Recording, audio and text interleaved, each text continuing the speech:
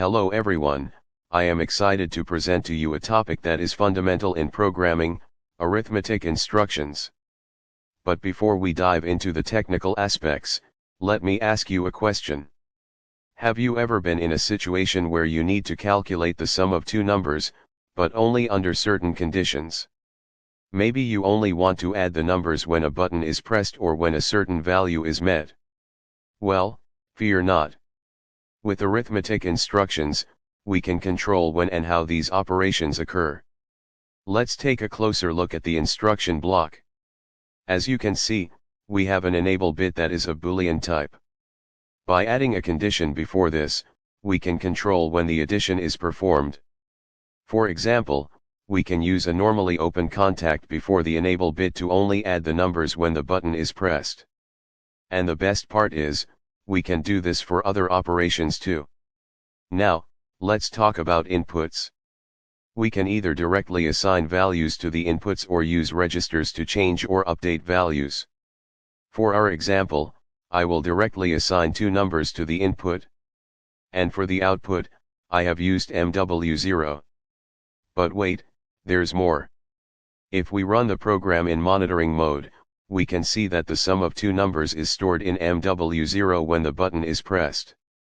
However, if I remove the normally open contact, the addition operation will still occur, but I don't have any control over the process.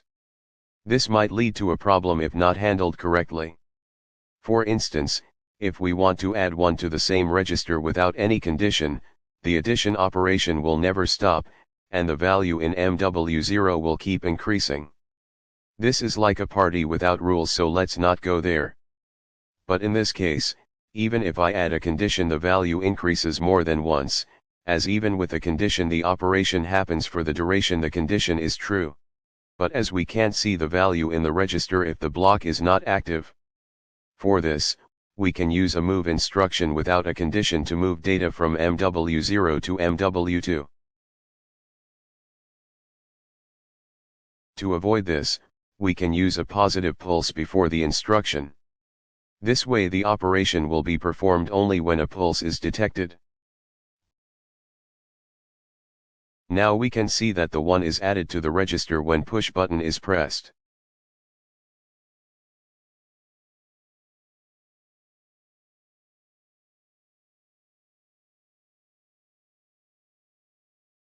Similarly, we can use other blocks as per our requirements.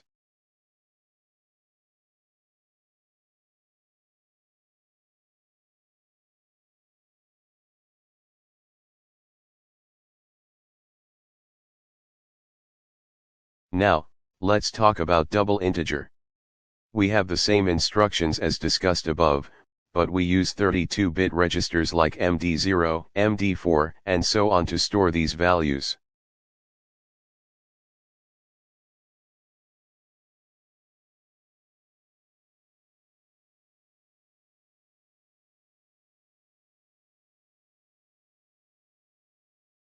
And we have one extra instruction, modulo division.